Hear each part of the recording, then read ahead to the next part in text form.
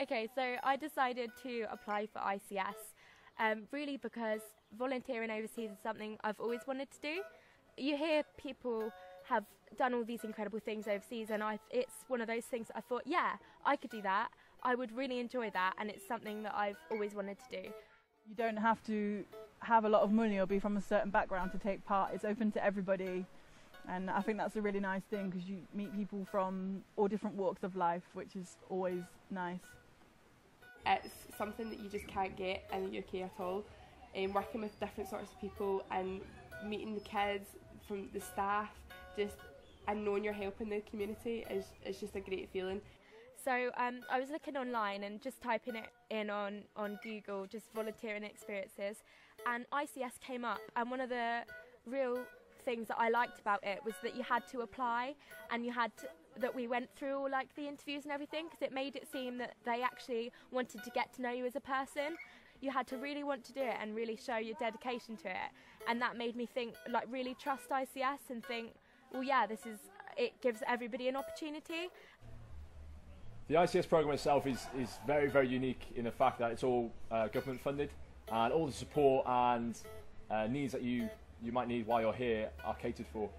Because of that, it's enabled a lot of people who wouldn't have been able to do this before get the opportunity to not only see a different part of the world, but to be thrown into this environment of international development, which is a very unique and challenging area to work in. The reason I chose ICS is because, being a government-funded programme, I thought this is going to be pretty legit, and I'm actually going to be making a difference in the community that I go to. As much as it was on me and my personal development, the main focus of the programme was helping other people, which is what really interested me. I wanted just to be doing something which could be productive to both me and even the community in general. All the volunteers here, we are all brothers and sisters. It's a marvelous time. I've got to know a lot of things I didn't know about UK, and I've learnt a lot. Through this counterpart pairs. I graduated to just finish university, and I just felt I wasn't ready to go into a full-time job, but I still wanted to do something meaningful with my time. It was just something you couldn't turn down for young people everywhere, to have this opportunity to go away to so many different countries for nothing at all, to help people and then to gain so much yourself. It's just something I had to do. So I feel like I've gained a lot of skills here, and I've just had a blast. I think it's amazing. Like, any opportunity to do this, I think everyone should.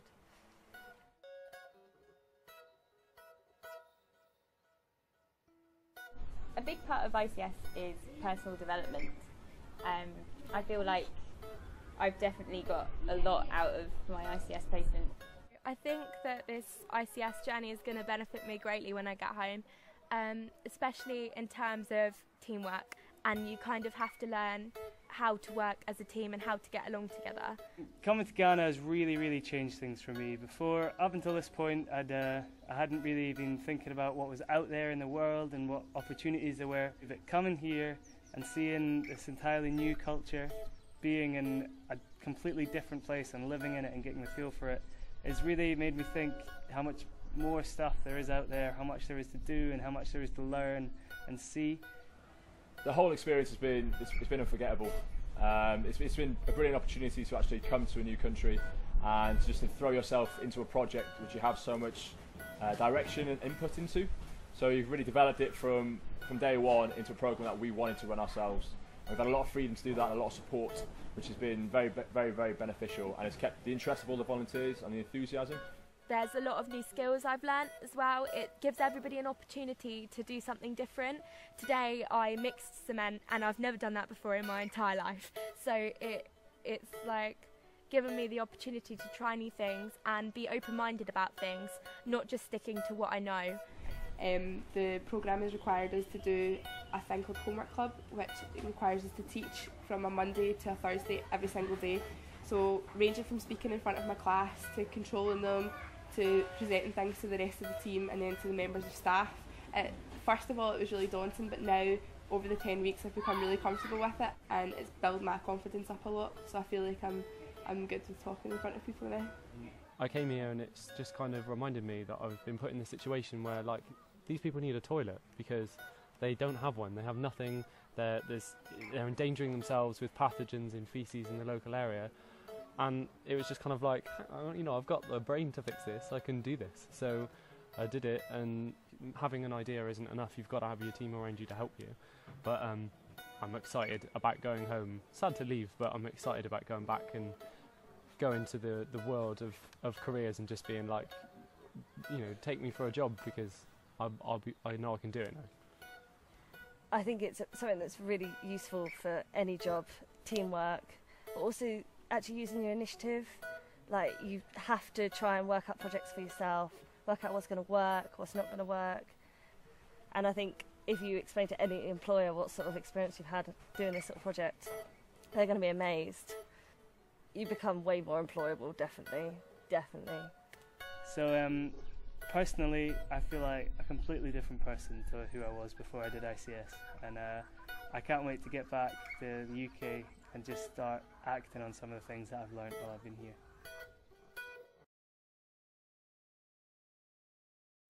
Yeah, food in Ghana. The basic formula is a lot of carbohydrate and maybe some beans, or maybe some egg. But no, the food's really good, and it's not a lot of variety. It's usually the same sorts of things. You'll be having some kind of carbohydrate, whether it's maybe bread, or maybe it's rice, or spaghetti, noodles, usually boiled, and then you'll have it with some sort of sauce, so bean stew, maybe some fish. There's a lot of fish, obviously, because we're in a fishing village, and that's the main sort of meat you'll get, maybe a bit of chicken as well. There's not a huge amount of vegetables. Most of it is sort of blended in with the sauces and stuff, so you need to make sure you're eating the sauces, because otherwise you're going to lack a few vitamins and minerals and that sort of thing. Okay, the food in Ghana is very, very incredible.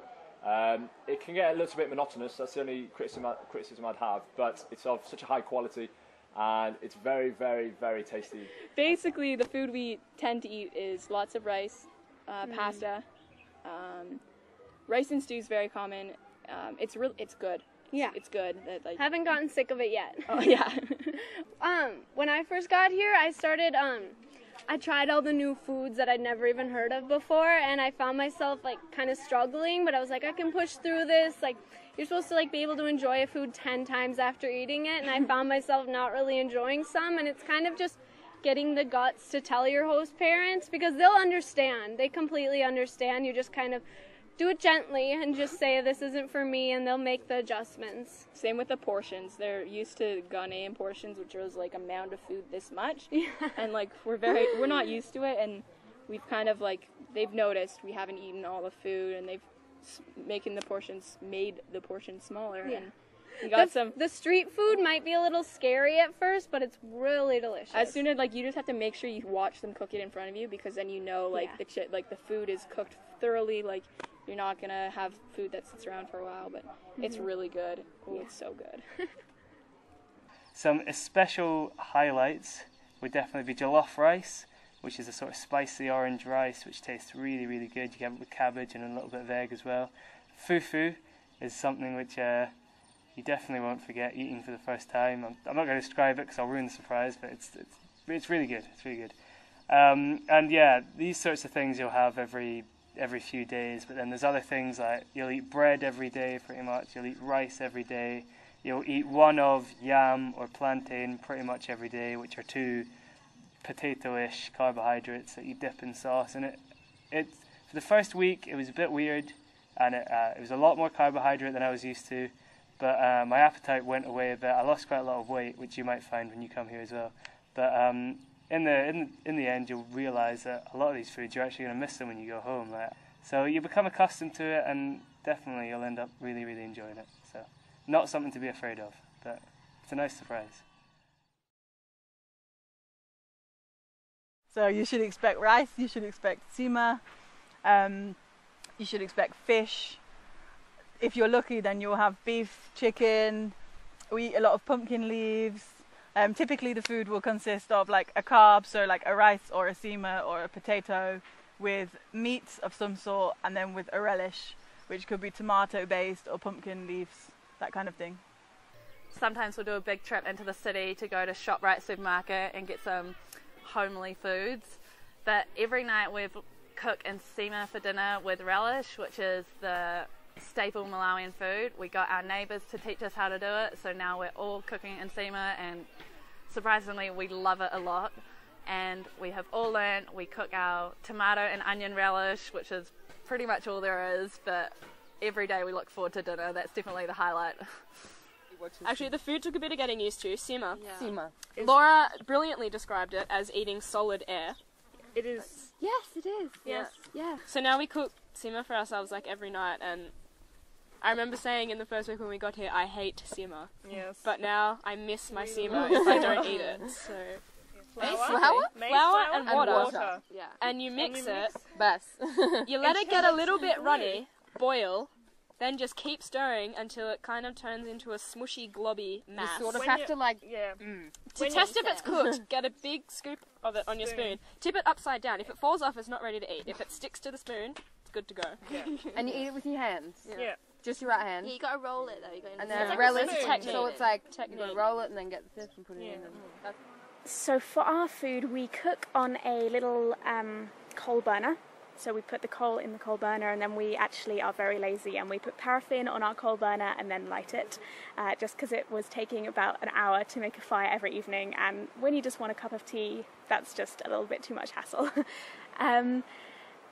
We have got so used to that now. It's just part of life. We tend to cook slightly more Western food than some people do. I know a lot of people eat the traditional Malawian food of Sima when they're out here, but we eat quite a lot of pasta, and we're quite lucky that we're close to Karonga Boma, so we are able to get a relatively varied vegetable diet as well, because you'll find that that's not always possible. There's a lot of tomatoes around, onions, carbohydrates will be your diet.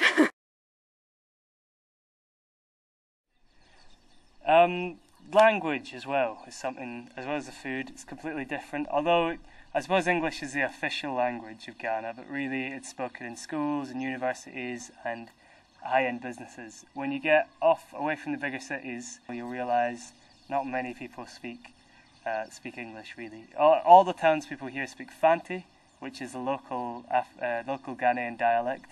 But this changes wherever you go. I mean, there's 6 or 7 main dialects in Ghana, and the rest of them, there's about 40 odd. It's ridiculous, yeah. In the first couple of weeks, you can just say, look, I don't understand what this person's trying to say. I've had it said to me a few times maybe before or whatever.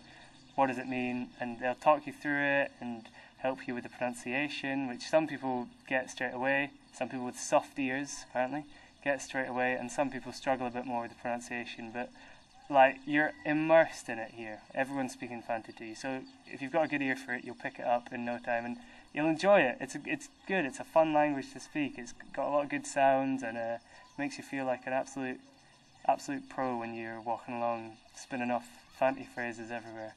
And you do pick it up as well. You speak a lot of it, and a few of the Ghanaian mannerisms as well, like exclamations of disgust and that sort of thing. It just comes naturally with living here.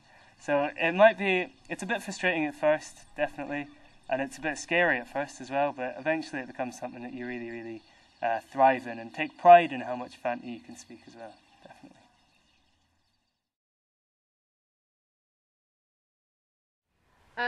There are 11 national languages in South Africa. In the Eastern Cape, it's predominantly English and Xhosa. So I'm going to get bored of saying that click, but I'll try as much as I can. Although the township is mainly Xhosa speaking, a lot of the kids speak brilliant English. Like you'd be absolutely amazed. But there is a language difference which is obvious, especially when it comes to teaching, and it's something that you have to adapt to quite quickly, like different ways of teaching without using sort of long sentences, that sort of thing. And for me, I found that it can be quite isolating because of the language difference, because although you're always around people who are speaking a different language to you speak, so you get lost in conversations quite a lot. But generally, if you put yourself out there and you ask people, they will always explain stuff to you in English. I've learned some Xhosa, but I'm not anyway brilliant or anything. Most nights would have a little lesson, just a few random words like hungry, full. It's just nicer if you can speak some of the language. So Hausa is quite a tough language to learn. The kids are always laughing at me because they keep on saying they speak English, so I should be able to speak Hausa by now. In reality, I can't. I know how to say hello, how are you? I know how to say hot because it's incredibly hot all the time, which is shoo shoo. Hausa is quite interesting because a lot of the words are like onomatopoeic, so they sound what they mean, which is quite nice. One of my favourite words is the word for no, because the kids are always doing crazy things, which is IE, which is quite nice because it sounds quite harsh and sort of says stop.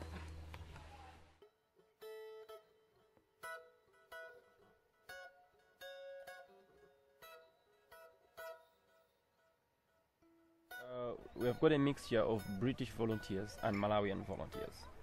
Why we do this is we would like these people to understand each other and also teach each other culturally and also help each other to work together. One unique aspect of the programme is that we're not just UK volunteers, we also have Ghanaian counterparts, which sort of balance the team out very well and give you the roots that you need to do such a volunteer project in a foreign country. At Lattitude ICS it's a two people coming together, and it's a wonderful program. What's cool about it is how similar we are. I find like the humour is very similar, and the friendships that are developed aren't just going to last these 10 weeks. I think when we go home, they'll be friends for life. We're able to work as a team very well. I feel like it's a very great honor, like to mix up. Yeah. And it's very amazing and so nice seeing both nationalities work together, geared towards achieving a common goal. It's been great. It's been so exciting. Wonderful people, wonderful characters. And working with them has been a wonderful experience.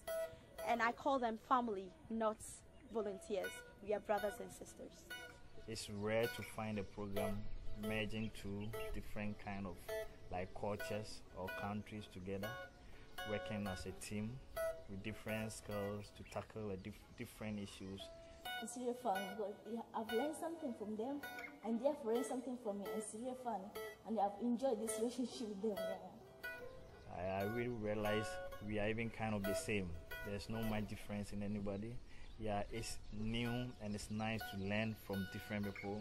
It's nice to teach people about your country, your culture. It's nice to help them integrate into the community. Aside from you helping others, you also help yourself to get out of your comfort zone and see what you could do. This is a really amazing opportunity to have, to form a relationship with someone who otherwise you probably wouldn't even meet. It's a real eye-opener to realise that even though we're separated by half the world, they're still just young people, just like us in a way. Yeah, really, really cool, really special.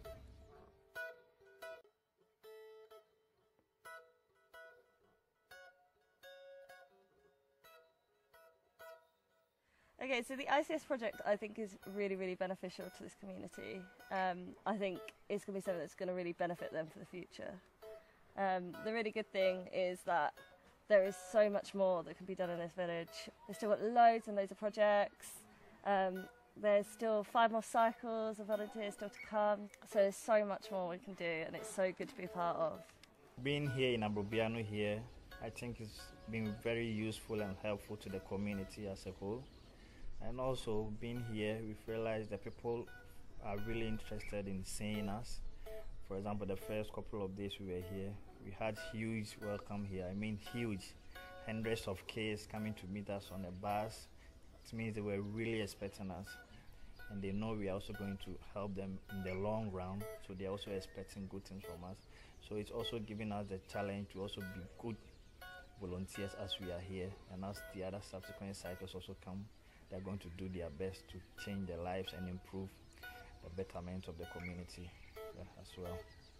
So I think it was actually a bit of a fear of mine when we first came here, that we would just be a bunch of people from a more developed country come in and be like, we're going to do this, and all the locals just standing back and not knowing what's going on. But we've had a lot of input, like a lot more than even I expected and hoped for from the local community. So even though these people aren't trained in engineering or anything like that, it's important that they knew the design process. So initially, I did some isometric drawings, which I showed the team, and then I explained to them why I'd done it this certain way and asked them if they agreed.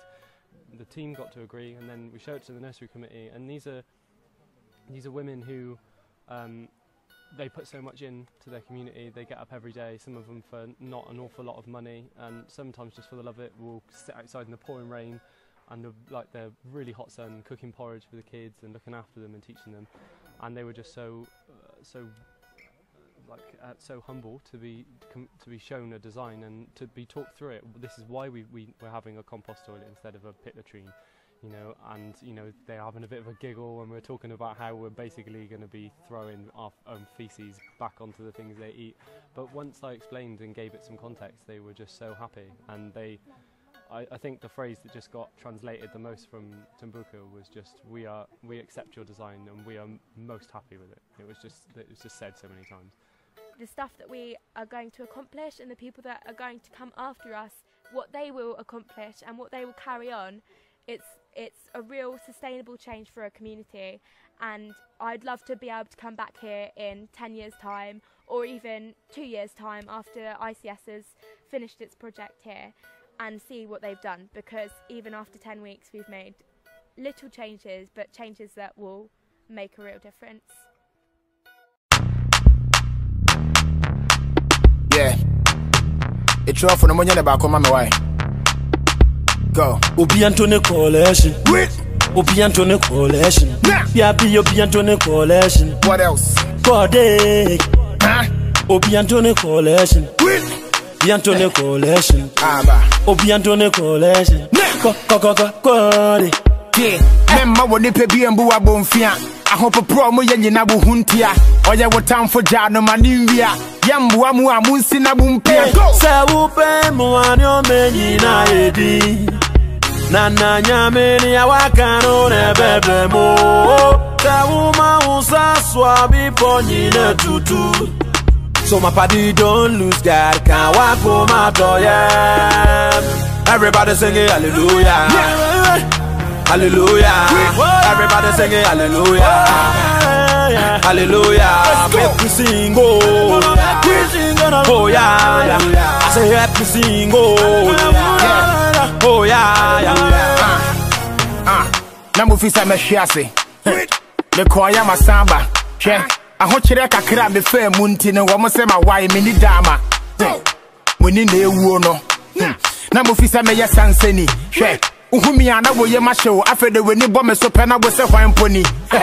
Na ne nyame ne nsa no. Afede wo hu me tutu. Mana mo se me ya jonki ne sabusu bu kebi. Shame on you too. Afede me hu se me makobole yonki. Hwe no. Kene musa monkey. If I check, I just say you the hungry. Why you yank about that social boski? Me woo ya the nanya metiase. When they menya pe will be an inviase. Man, I made a bench so I flower no will be a for handkerchief from the Pemenia. What else? Nana nyameni ya wakano nebebe mo. Kwa uma usa swabi ponyine tutu. So my party don't lose God, can't walk home out of everybody singing hallelujah. Hallelujah. Everybody singing hallelujah. Hallelujah. Make me sing, oh yeah. I say help me sing, oh yeah. My win me 10 years, me wanka way back. My floppy, this be my payback. My enemies see for their God, men care so I don't want to disobey God. No, my try some of them to prison. Wabra muni particular reason. Mujwe me ho, me need to go for your meeting. Fatu wasum, I don't wanna be repeating. Yamene bo me ho ba inti munye foko. Money no be problem. Ganu ni me moto to when you me ho na many ni me shot to. Member we ninja watch na me don't know. Kona wo boss run assassin e munya menti na ya fra wo adona. In your mawaya mami ni me busia funa so many be brenti I won't lie. Una wo boss run assassin e munya menti na ya fra wo adona. In your mawaya mami ni me busia fonina. Body. If she run away, show me man ne bu misuya. Say body. Ni wuri ya me fana wasi ege. Baba body. Why am I gas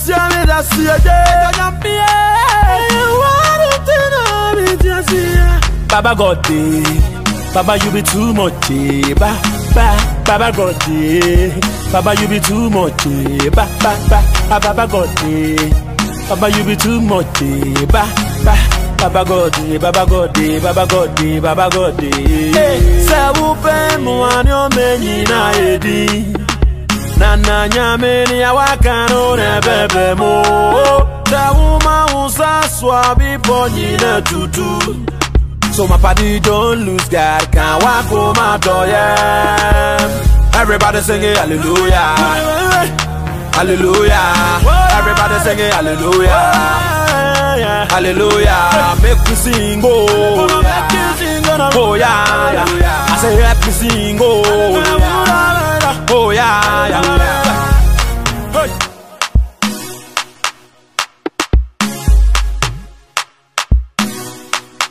Street beat, what else? Go.